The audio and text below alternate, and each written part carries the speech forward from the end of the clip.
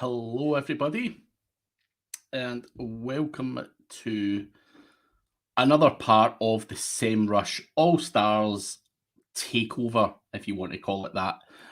Although I'm doing these live in my channels, I have been given free reign on the SEMRush All Stars group to do whatever I want, promote different things, talk about different things, and I had just put in the group a couple of hours back what people want me to showcase or talk about.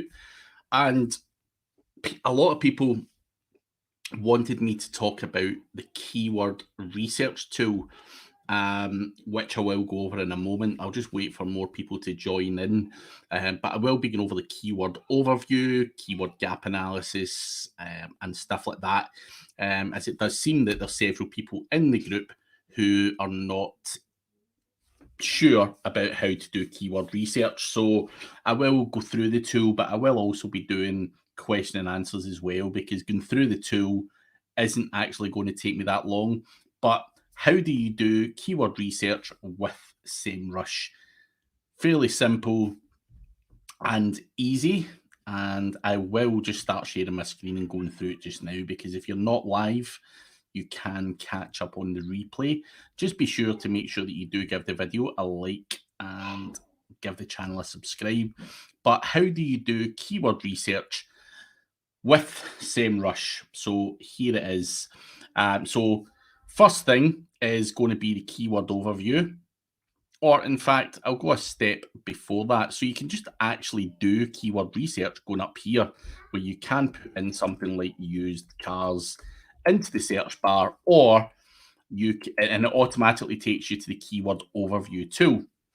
Now, you can basically see here that it brings up a whole bunch of data, including the keyword difficulty, which I know has been changed. So that is a lot more accurate than it was before. It gives you the search volume, which is the monthly search volume, 110,000 for used cars in the UK.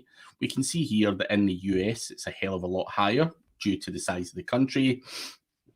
And you can see all the other stuff there. Now, you can also see the search features that are available, the ads that are out there, the keyword variations, the questions that people ask, and related keywords, which should be more than enough for you to have an idea of whether that's a good set of keywords to go for. But it also does give you the SERP analysis as well, where it shows you the top 10 search results for that search term, which you can view. You can also export it and whatever else.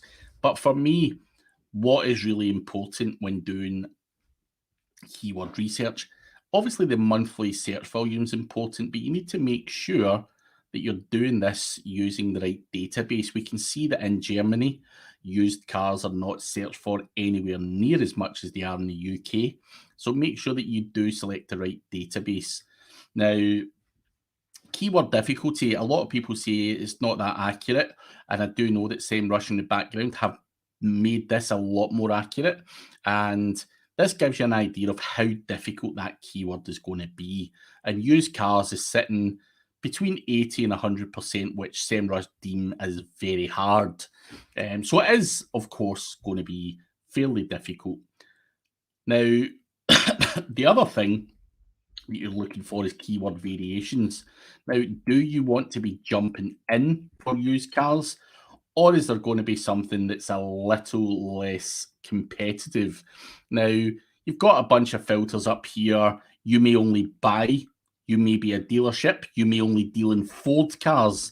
So you can click on Ford, and it will give you all the Ford used car search terms. So that's a good little thing down the side there, where you can go and focus on stuff very specific, such as Ford Fiesta used cars gets 720 searches. Keyword difficulty is still relatively high. However, that's up to you to go through this data and find something that's maybe not as high as you would want it to be. So we can see, if we click on the filters, that, well, we could search for ages on here, but you can basically click on this and find stuff that's got, that isn't as difficult as some of the others. Obviously, you can make sure that You select the ones that are the most difficult as well in terms of keyword difficulty. You also have the broad match, phrase match, and exact match here as well, which can also help you filter a lot of that stuff down. So that is the keyword research. You can obviously search for volume, you can search for keyword difficulty and all that kind of stuff. You can exclude certain keywords. There are advanced filters on here, and you can put all of these into Keyword Manager.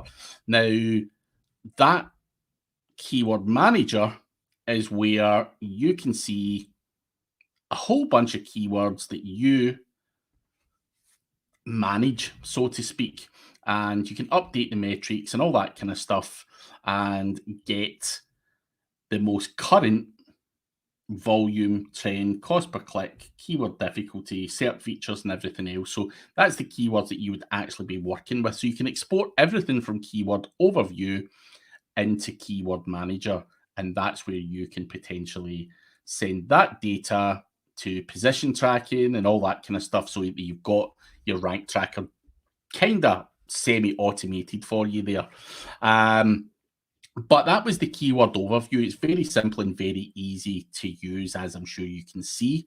Now, last thing before I jump off of this is you can export all of this data weekly, monthly, every day if you wanted, and you can make that a customized PDF report and send it to someone if they wanted to see that every other day.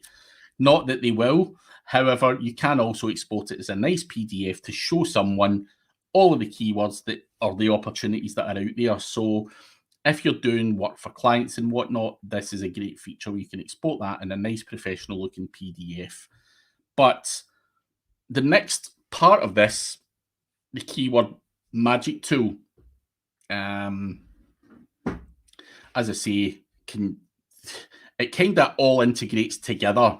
As I say, this is what the keyword magic tool looks like, and that's the part there where you can click on dealer related keywords and everything else, or you can click on Toyota, Ford, and everything. So that's essentially part of the keyword overview tool, but that very specific part is the keyword magic tool, where you can filter it all down into specific areas, which we kind of did cover when we clicked on Ford.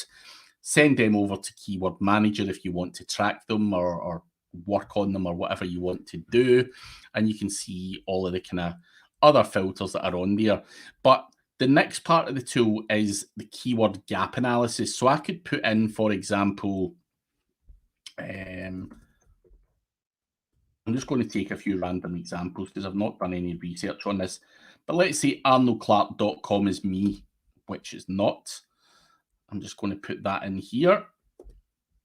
In fact, this is a bad example. Let me find someone that's maybe in page 7. So I am going to be the Bridgend Group. Pick someone that doesn't even have a website. Let's pick this guy here, Expressway Cars. So I'm going to be Expressway Cars. And I want to become the next Arnold Clark and similar. So you can put in up to 5 of your competitors. So I'm going to put Arnold Clark in. I'll just put in some others as well.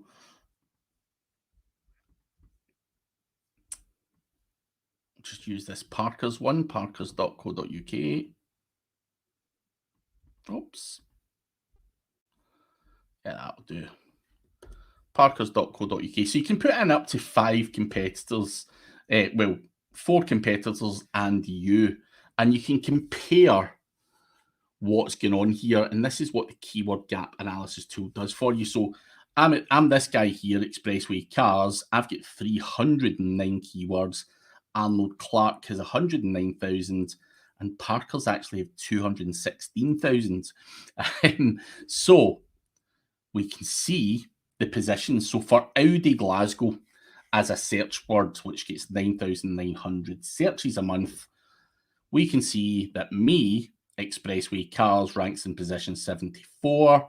Arnold Clark are position 5 and the other guy is in position 11, and so on. And you can find gaps here for things that you don't rank for that these guys do, or you can just see that you're position 33 and that guy's in position 2 if that's what you want to kind of promote.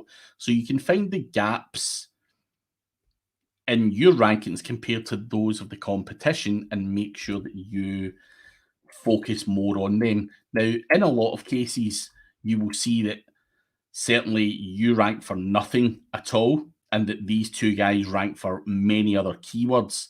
Now, let me give you a different example of that. So if I was to put in my domain name, according and looking at Matthew Woodward.co.uk, who has blogged a lot longer than I have, and I compare the both of us, you'll see that Matthew Woodward's got a hell of a lot more content than me. Now, we can see the stuff that we do rank for. I'm position 52, he's position 30. There's so many different gaps there. Page Optimizer Pro, I rank position 3. He ranks position 39. But the green is where Matthew beats me. And obviously the green on this side is where I'm beating Matthew. So again, we can look at the two websites side on side and we can see that he's smashing me for quite a lot of different search terms. And if I was to continue scrolling down onto page 2 and all that kind of stuff, I'm pretty sure there would be, well, they're comparing both websites together here, but if you were to do 3, 4, or 5 competitors, there will be stuff that I don't rank for that these other guys do, and that gives me that gap analysis and gives me keyword opportunities to go after. So the tool is relatively simple and easy to use. We can look for that's the shared keywords, as I say. We can look for missing keywords. So this is the ones that Matthew Woodward does rank for that I don't at all. So I do not have anything for Google Alerts, Ahrefs, or anything else. So these are keywords that I've got that are missing. There are keywords where I'm really weak and Matthew's beaten me.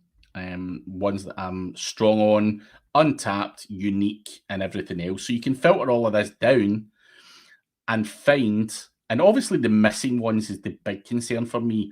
I would want to know, if I'm looking as a client, and I've got a client that does plumbing in London or whatever it might be, I'd be looking at other plumbers and finding out why I didn't have all of these other areas in there. That's essentially what you want to be looking at. And then, of course, going after it. Now, there are certain keywords on here like A2 hosting, for example, who I'm not an affiliate of, which Matthew clearly is. And that's where there's going to be gaps. But if it's a like-for-like service and you want to beat someone, then this is exactly what you want to be doing, is finding those gaps and plugging those gaps and getting those opportunities to capture some of that traffic, obviously adding the content, doing your own page and everything else, which you can also go into SEMRush to do. And, that's the keyword gap analysis. But there is one other thing I want to show you.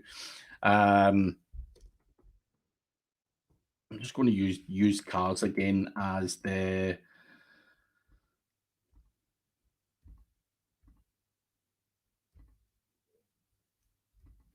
keywords. Now, basically, for this SEO content template, once you've established the keywords, everyone talks about Surfer, POP, and all of the other kind of tools. SEMRush has the SEO content template, which also does a very similar thing, where they're basing their analysis based on the top 10 search results. So they're telling you semantically related keywords, backlinks that you can get, the total length of the text should be on average 768 words. You can see the titles, the meta descriptions. You can see everything there, and you can then do your on-page SEO I know a lot of people use POP Suffer or whatever, but SEMRush actually has this in there as well, where you can then give that to your content writer and say, right, I want a page about used cars. It's going to have to be around about 768 words long, and here is all the other stuff that these guys have got. So it's probably not as in-depth as some of the other on-page tools, but it gives you some guidance. And the most important thing is here is the length of the text that's on there. Now, for me, a lot of people blindly just shoot out, 500 words of content without any real research being done. Now, who says it's going to be 500 words of content to rank something? We don't know that unless you're using a tool to analyze and use data based on the top 10 search results. So that's why the SEO content template works very, very well when you're doing your keyword research. So that all goes hand in hand pretty much when you're doing keyword research. And we've got a few guys in here: Asim Mustafa, KR Adiga, Chase Rayner. Good to see you and appreciate the super sticker, mate. You are a gentleman. But yes, that is the keyword research done very, very quickly. Obviously, you can spend hours, days going through everything and finding out the best keywords and the gaps and everything else. And there might be 20 competitors that you look at. But I just wanted to give you a quick overview of how keyword research is done properly on SEMRush. And again, people were asking for it. It's I personally find it relatively simple and straightforward to do, but you don't know what you don't know. And if you're new to SEMRush, you may have questions. So if you do have questions, please put them in the chat. I'm more than happy to answer them just now. Now, it doesn't have to be about keyword research. I'm quite happy to take any questions just now. So, yeah. Kazi Farhan, amazing info. Clearly a great refresher on an everyday tool used by most SEO people. The frightening thing is, Kazi, I think a lot of people use the tool, but they don't understand everything that SEMRush has to offer, such as the SEO content template and various other bits and bobs. There's 40 plus tools built in to SEMRush. So there's a lot of things there that, you're just going to flick between gap analysis, keyword manager, the rank tracking thing, and yeah, it's quite a slick tool, and I don't think a lot of people use it that well, to be honest, but maybe that's just the people I talk to. Can you explain what a money keyword might be as opposed to a vanity keyword? So a money keyword is a keyword that is going to make you money. It's one that has high search volume, that has high intent and all that kind of stuff. And you want to make sure that you do go after money keywords rather than something that a customer might want to rank for, like a vanity keyword. So, for example, I used to have a guy who sold safes, SAFES, and it was home safes, security safes, hotel safes, blah, blah, blah, blah, blah. His vanity keyword was the word safes. So this guy ranked for like thousands and thousands of keywords. The only time he would ever be on my back would be when the word safes moved down. Now, safes was a very generic search term, didn't have the best intent. But when that slipped, he thought his whole SEO was slipping. And you're like, dude, like, look at all of the thousands of other keywords that have improved. Like, why are you on my case for the word safes? And he says, I don't give a shit what you do, but I want safes in position one. Trying to keep that in position one was almost impossible. And that is what I would call a vanity keyword. That guy, that was just his thing, and I get that, and people do have vanity keywords that they want to go after and all that stuff, but if it doesn't bring in a huge amount of money and doesn't have the right intent and all that kind of stuff, then it is a vanity thing. So focus more on making money and not focusing on keywords that are very, very loose and very, very generic, that may or may not convert. So hopefully that explanation gives you that, Paul. Appreciate the question. And good to see you, Gadget Fusion. Randy Roday, if you have some time, can you dig into the backlink tools on SEMRush? So let me just go into I'll go into it just now while people are here. So give me a second.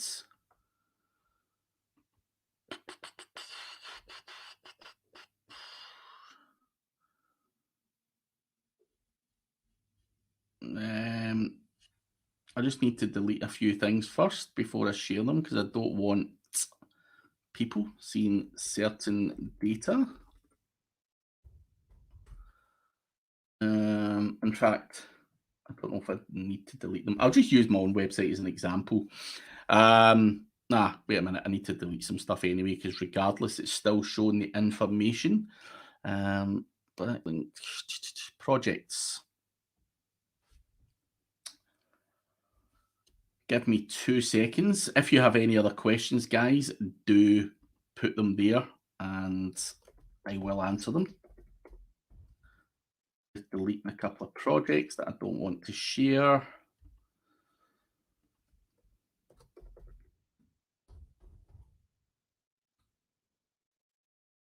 Jeez, there's tons of them as well. Just because you've got to on SEMrush. This is a thing that SEMrush you could do better if you're listening. So when you're deleting a project, you've then got to retype in the project name so that you can get rid of it. And I find that annoying as hell,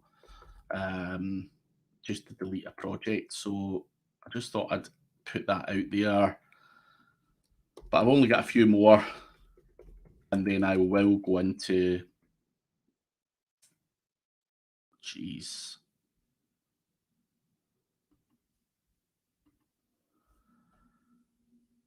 Boom, boom, boom, boom, boom.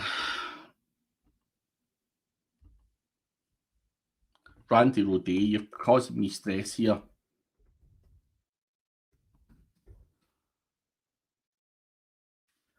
I have got 4 more to do.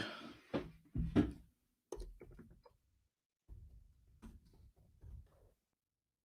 the thing is, you need to get the typing. Like the everything has got to be on point. So even if you don't put a caps lock on, you can't delete the project. So 2 left.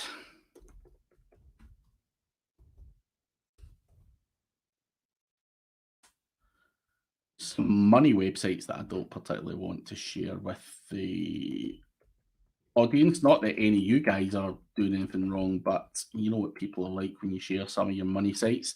So backlink analysis, the backlink tools on SEMrush. So let's go for it. I'm just going to share my screen.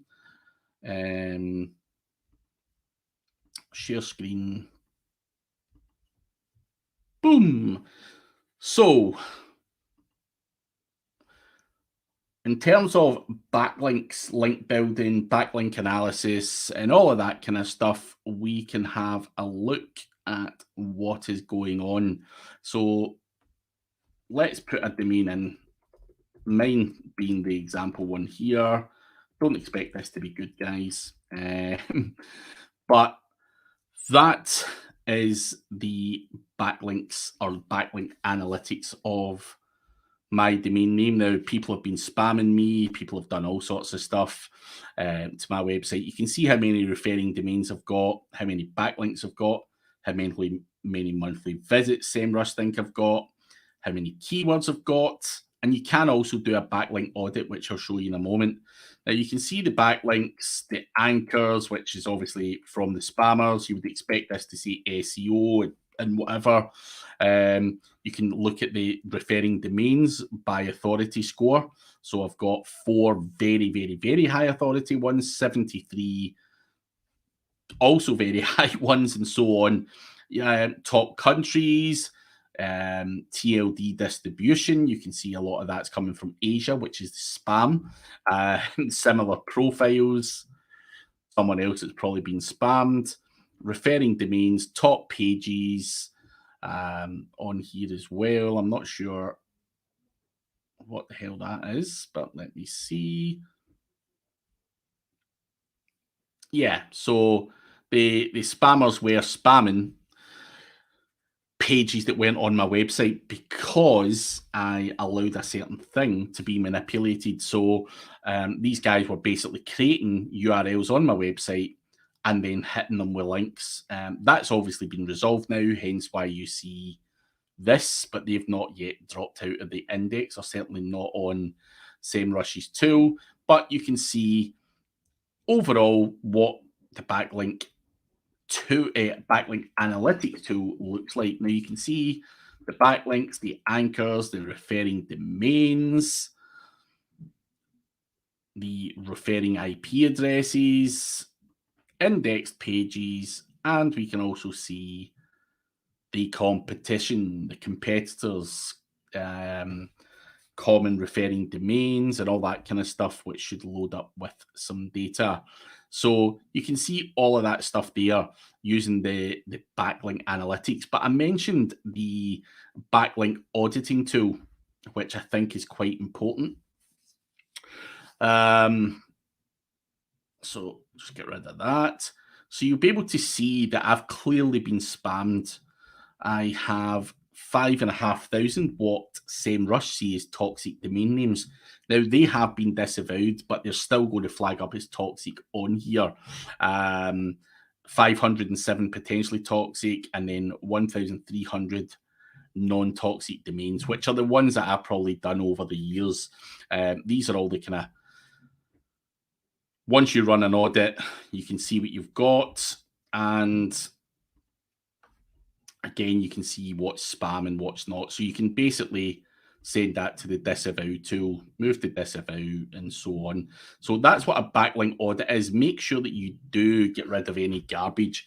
I've always found it to be effective doing a disavow and just submitting that file once every quarter, just getting rid of some of the garbage that's on there. So that's what the backlink audit does. But of course, that's not what Randy Rodney wants to see. So let me go back. So you can obviously see what your competition have got. So you can put anyone's domain name in here. But SEMRush also have a link building tool. So I, again, can put in my keywords, and I can put in my competition, which SEMRush have done for me.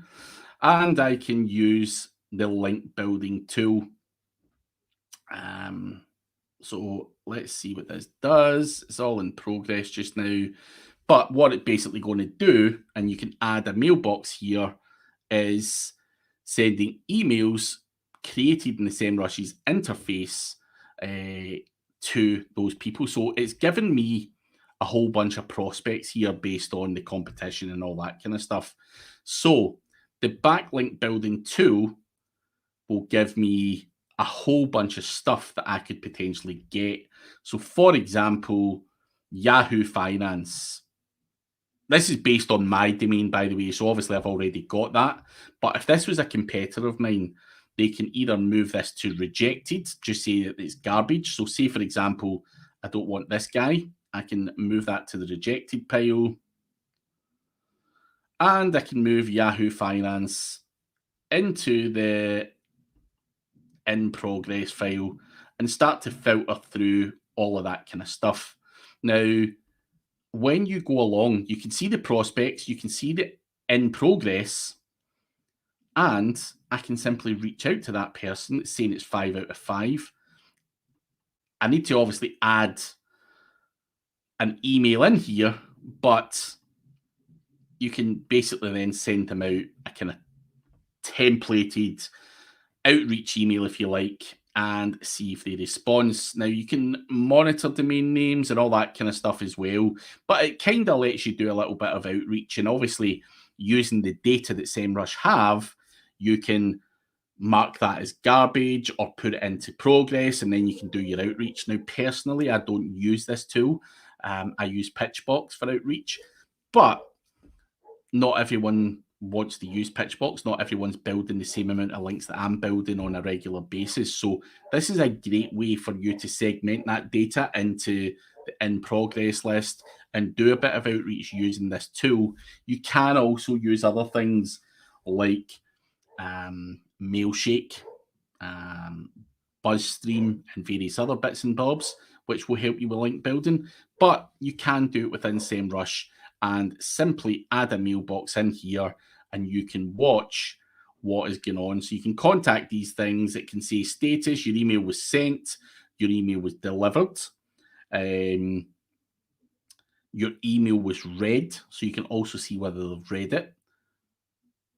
And you will also see if someone's replied to that email, and you can check if they've replied yes or no or whatever. So it's quite a nice little interface which will allow you to do link building. And obviously, the great thing about SEMrush is they've got so much data comparing sites to sites that they can pull all of this stuff relatively easy, and they put it into this nice dashboard which lets you do small bits of outreach fairly effectively using pretty much what you want to see. And you can then tick it off if you have got that, and that moves that over to your monitored domains list. So for example, if I have to get Yahoo Finance and I've done the outreach and I've got it, then from there I will be able to see if my link's actually working, broken, or whatever. So I can actually monitor my domain names as well, which I think is a great tool. Again, you might be getting backlinks and all that kind of stuff, and whatever, spending a lot of time or money on it, and monitoring and making sure that those are still live, still follow, and all of that kind of stuff is massively important. So that is the kind of backlink tools on the back of SEMrush. And I drink. Thank you very much, Randy. Nah, no worries. I just had to delete some data from there.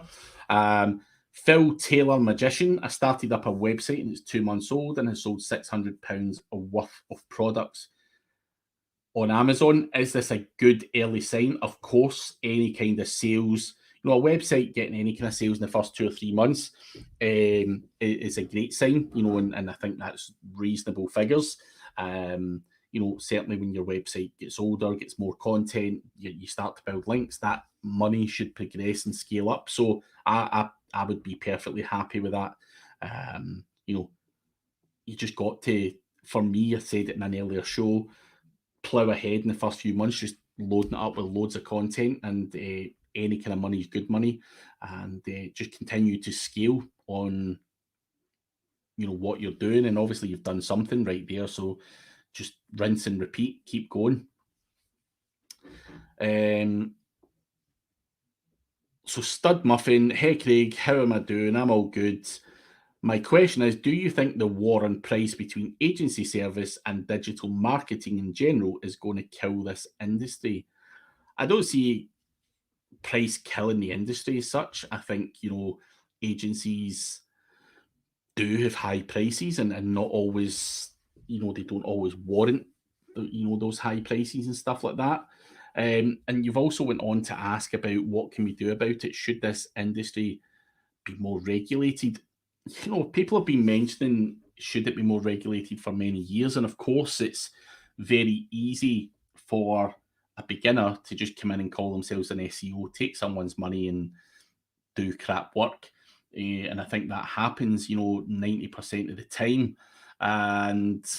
But with Google changing all the time and everything else, it would be very, very hard to regulate. But, as I say, 90% of people I speak to have had their fingers burnt or been robbed blind by SEO guys and agencies and whatever. It's not just agencies, by the way, just SEO in general. People just do bad work. So it's certainly not against agencies or whatever. I think there's a lot of freelancers and stuff that do that as well. And it would be good if it could be more regulated, but how would you regulate that? I have no idea, because it's just too many people doing it, and it's yeah, it'd be very, very hard to regulate, to be honest. I've just no idea how you could. But yeah, it certainly should, because I think many businesses, and we've all heard the hard luck stories from people, having lost considerable amounts of money, time, and effort.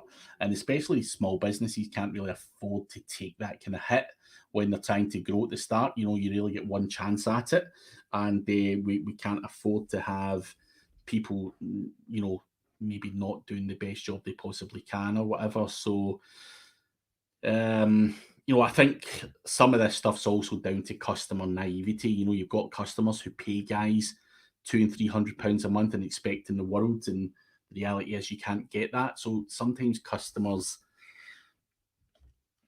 have to look at themselves and say, how the hell did I ever think I was going to make $1 million from giving a guy, $3,000 a year or whatever?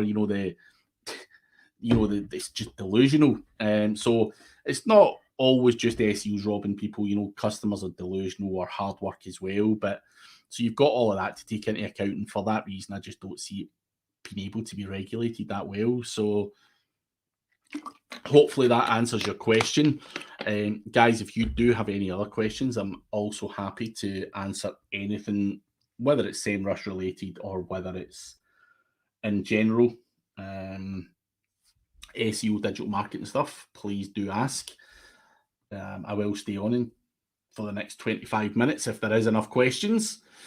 What is better to convert more qualified leads? Send paid traffic to a landing page or send directly to contact form? Sending to landing helps organic ranking.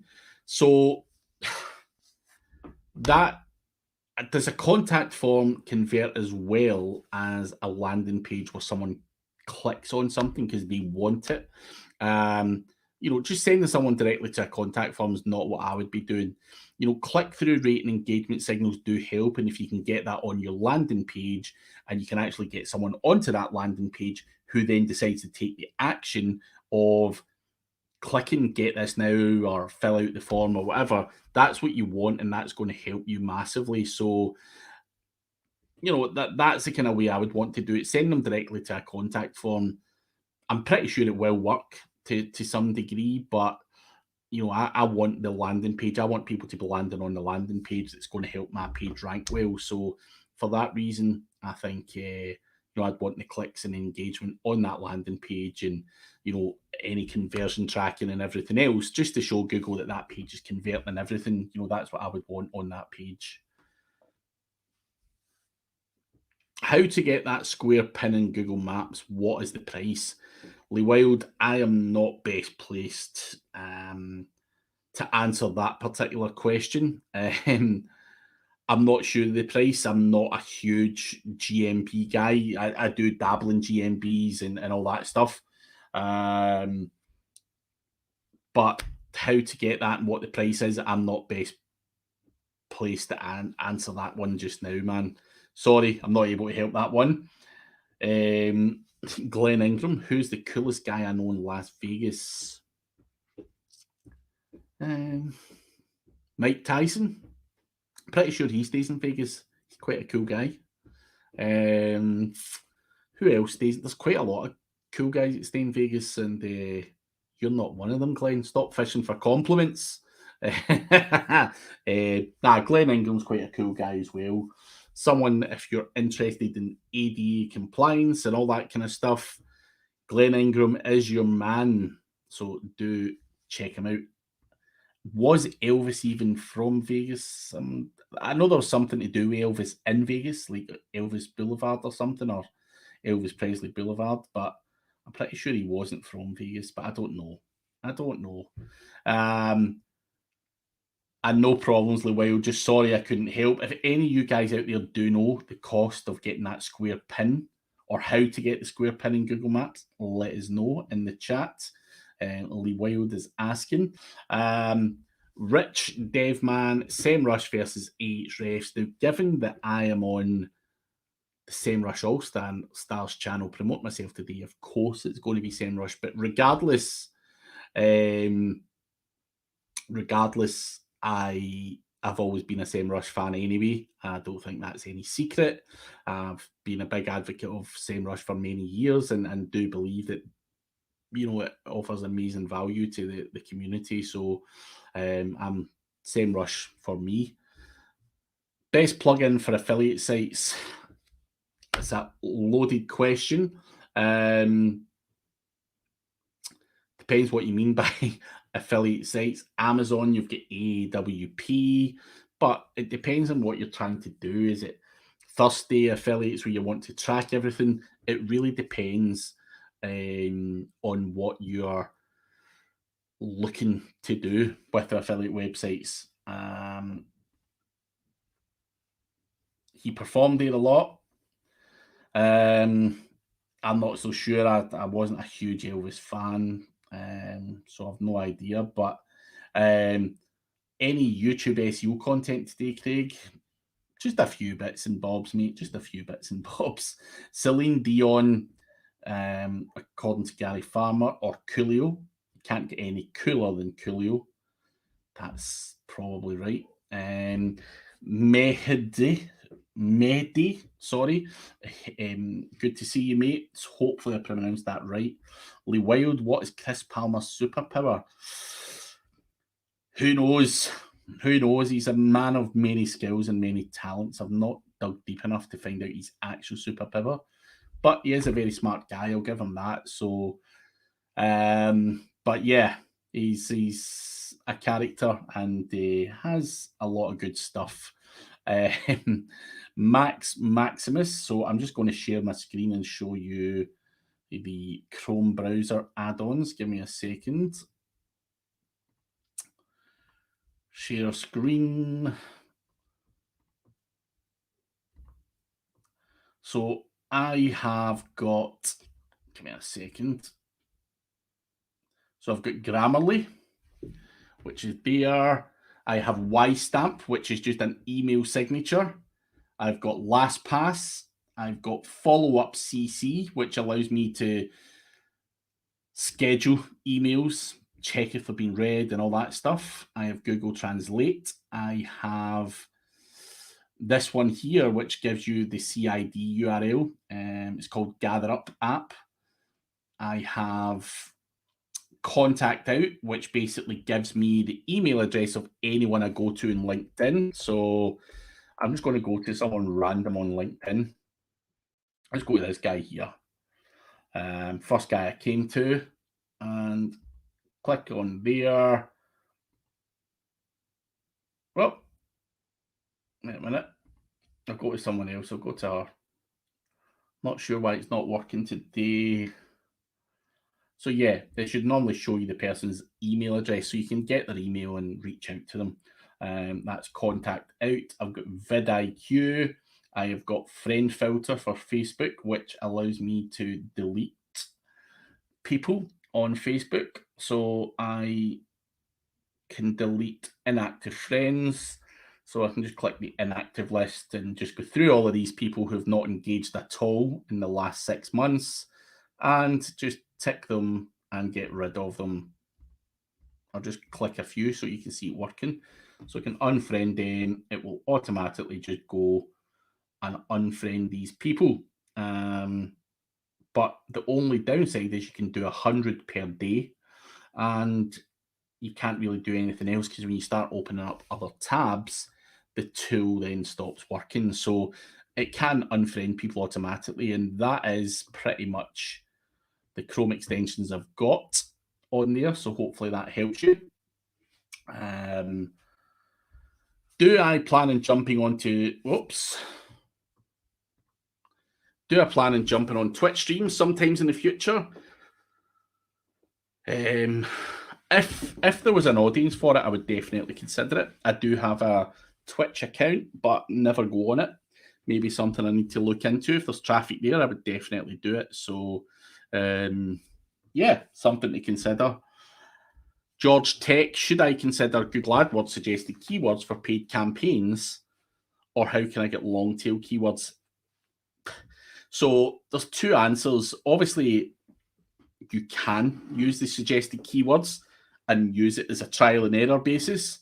However, I would like to look at the competition using the likes of SEMRush and seeing what they're using, because AdWords could suggest any old garbage to you. It's their business model. So is it the most accurate data? I'm not sure. So I think you've just got to try and test things out and stuff like that. Victor Iwan. So getting the personal knowledge panel without Wikipedia and music book, ISBN. Yes, I will have tips. I don't want to give them away right now. But I have had 5 knowledge panels that I've lost by buying them and doing the wrong things and everything else. Now, I recently have a friend, well, I've got a friend, Jason Bernard, who's brought out a tool which is going to help you get your personal knowledge panel. And I'm going to be doing an overview because I personally don't have a knowledge panel at this moment in time. And I'm going to do it from start to finish, showing you exactly how to get the personal knowledge panel. So that should be out in the next month or so. And you can follow my steps on there. So make sure you do subscribe to the channel, Victor, and that will come out. But knowledge panel's hard work. You know, I've made a lot of mistakes, and I've got on my YouTube channel some of the mistakes that I've made with the knowledge panel, and some of the things you definitely shouldn't do. So you can watch them first because I fucked it up 5 times basically. The drinking vessel on YouTube plus awesome at SEO. Chris Palmer's energy drinks in a big jug of water provides his superpower. Could be true. We don't know what's in that jug. How to use CTR manipulation to derank a competitor's website. You're not going to use CTR to derank a competitor's website. You're only likely going to benefit them. What I would say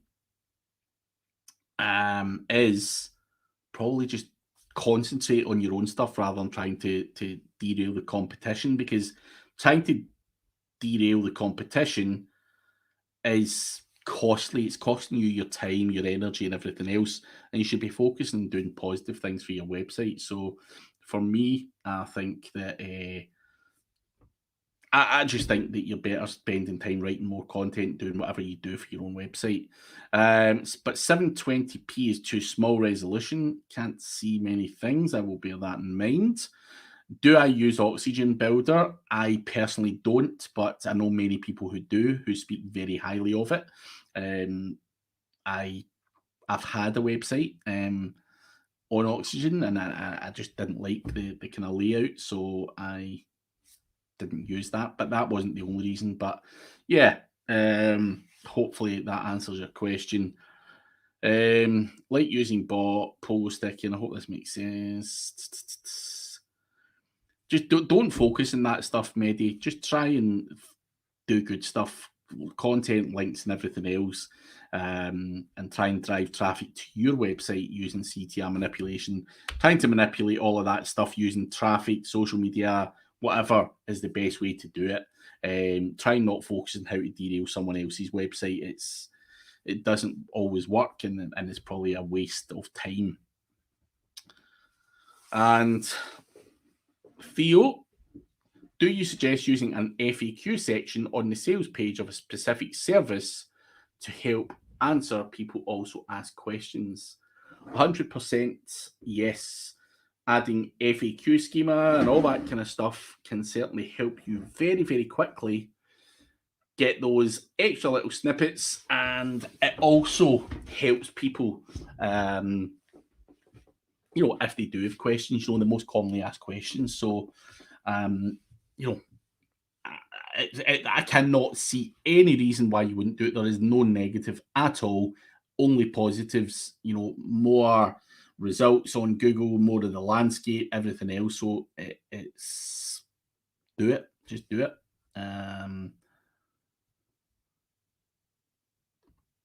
No, add them to the appropriate service page. You don't need to make a mega FAQs page. Just add it to the most relevant page. So if that page is about boilers in London, then have the FAQs on there. Or if it's plumbing or whatever, have them on the most relevant page. And Twitch, I will consider it, Max. I will try it out and see if there is an audience there and stuff like that. As I say, I'm always open to getting more people. And talking about more people, guys, if you haven't already, can you please subscribe to the channel? Give this video a like. It is important to get those engagement things on there, so please do. Large learning curve for oxygen for Paul Hogden. It's awesome, and he's been using it for around 3 years. So yeah, Paul is an oxygen man. So yeah, not a bad template, or a bad template, and a lot of people speak very highly of it. It is just the learning curve and too fiddly for someone like me who can't be bothered. I'm just a creature of habit, hence why I don't use it. Samakin Olamide, how do I get clients for local business as a newbie? It's hard, mate. You know, I think cold calling's hard, email outreach is hard. You know, you've got to try and put yourself about in social media, demonstrate your skills, take part in conversations, network with people. All of those things are going to help you win over people. But the old school of just getting new clients going through yellow pages and cold calling, everyone's doing it and everyone's done it. So it's hard to get clients as a newbie. You just got to think outside the box, do YouTube stuff, do paid ads, do whatever it takes to get the ear of someone. Is essentially what you need to do. And I think utilizing social media and everything else is a great way to demonstrate your skills and knowledge, and that way people will come to you, because people's, especially with digital marketing is concerned, people are getting hundreds of emails a day selling these services, so no one even wants to talk to you as a newbie. And I don't mean that any disrespect to you personally, but the last thing anyone wants to do is engage in a conversation with someone trying to pitch them SEO services.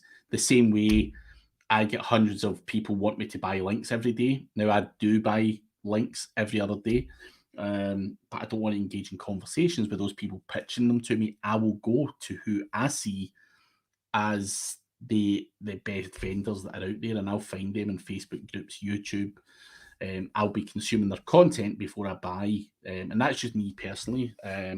Other people may, you know, like being pitched to or whatever, but that's just my opinion on it. And I think you have to try and go round about pitching it in the old-fashioned way of just hounding people. So that would be my advice. How to handle pogo sticking? Is it fair use? Some kind of script to avoid it? So, I mean, tell me what's going on here, right? So, you know, what is it you're trying to achieve with this? You know, are you trying to negative SEO someone, or they negative SEO on you? Obviously, pogo sticking is a term coined by Brian Dean, and you can obviously see how it works on his website. You know what he determines pogo sticking, but I don't get the point in you know, is that really going to affect you? How much is it going to affect you? If someone's jumping from that website to your website and whatever, you know, how much of that's actually going to impact you? It'd probably be a very small amount. You know, it's not the biggest signal when it comes to SEO. So that is essentially it. Give me more context of what you're trying to get here, and I might be able to help you better. YNJ Construction. How to find the gap in those keywords. If you watch earlier on in the video, I went through the keyword gap analysis tool, YNG Construction. I just don't want to bore everyone else when I've already been through it, but I've shown you how to find the gap in those keywords. You can find keywords that you just don't have. So if you go to the keyword gap analysis, you can put in your website and you can put in the competition, and you can find the ones that you have not got anything for, and very quickly start to arrange to get content and on-page SEO done for those keywords. But I've done that earlier on in this particular live session, where I went through how to do that and identify them. But as I say, there's 32 others watching. I just don't want to repeat the same thing over and over again, because it might annoy them, and I've been on all day, so I just don't want to rub anyone up the wrong way. But I do have 6 minutes left. Yeah, 6 minutes left. If you guys have any other questions, Pbns still work or not mean considering black hat way or white hat way? We can save our website from Google penalty due to the hit of Pbns. Please explain. Thanks. I've no idea what you just asked me. Pbns still work or not? Can you save your website from a Google penalty due to the hit of Pbns? So if you get caught with Pbns, you're going to get a Google penalty.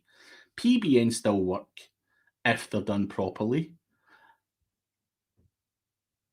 It is deemed a black hat technique, but I don't really buy into the black hat, white hat thing. But the job is obviously, I know what a Pbn means. It's your typing that I can't really understand. I'm not sure what you're trying to say with that. You know, I'm just reading that and I'm not sure if you're telling me that Pbn still work or you're asking. They do work.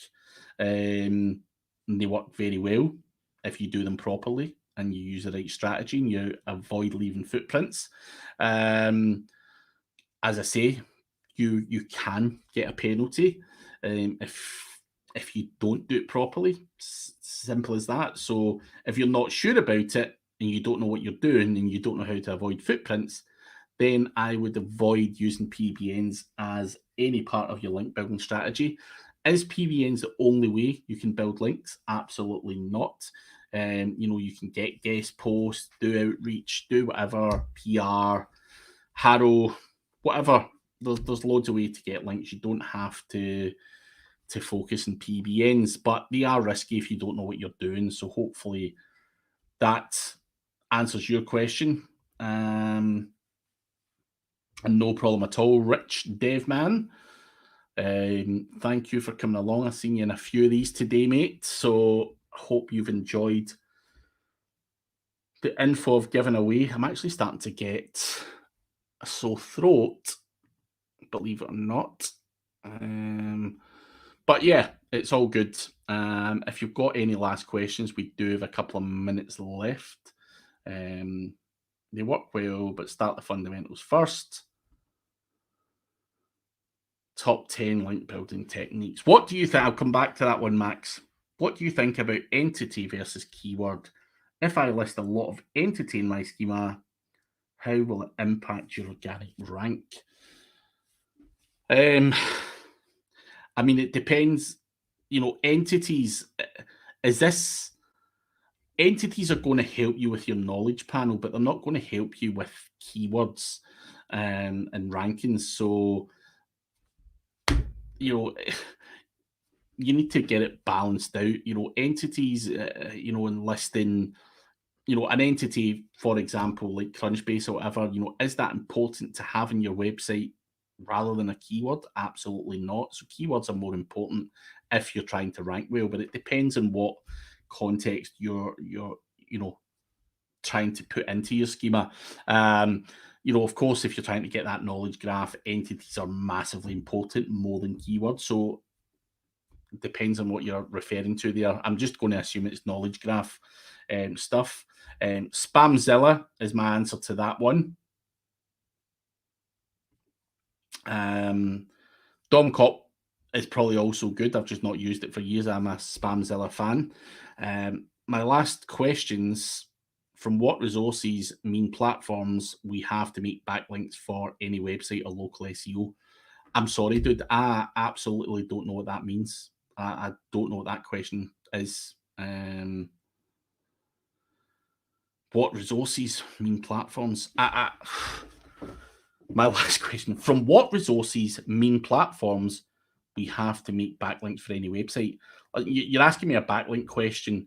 You know, it's a loaded question. You need to get what your competition have. You'll be able to analyze your competition to see what links they've got and make a decision on what resources you need to get your link on. That's essentially what you need to do. But in terms of the wording of that, I'm not sure if I've taken that context right or not. But that is the final question from yourself today, because there are other people here. Let me see. Maximus, I'm not going to give you 10. Just give you 5 because we've only got a minute left. But guest posts, number 1, powering up those guest posts would be number 2. Pbns, number 3. Expired domains and redirecting them or using them as Pbns can be 3 or 4. PR is a great way to do it, but you've got citations and you've got a whole bunch of other stuff. A link is a link. Doesn't matter how you go about it, what you call it, what you guys it up as. Get good quality relevant links and get links from websites that have traffic and their own rankings, and you won't be far off it. But in terms of listing 10, I would start to probably struggle at that point without repeating myself. But links are links, and you need to build as many good quality relevant ones as your competition have. So do competitor analysis, and that should hopefully get you to where you need to be. But on that note, guys, I am going to finish up for today. I do appreciate everyone jumping on and asking questions. And if you guys want to check out my YouTube channel, you can check it. And we can, I regularly do question and answer sessions twice a week. And I regularly post a lot of content on YouTube. So make sure that you do like and subscribe to the channel. And hopefully you guys should continue with the SEMRush All-Stars group as well. There's a lot of good information in there, and hopefully they do have other people doing group takeovers as well. So thank you very much, guys.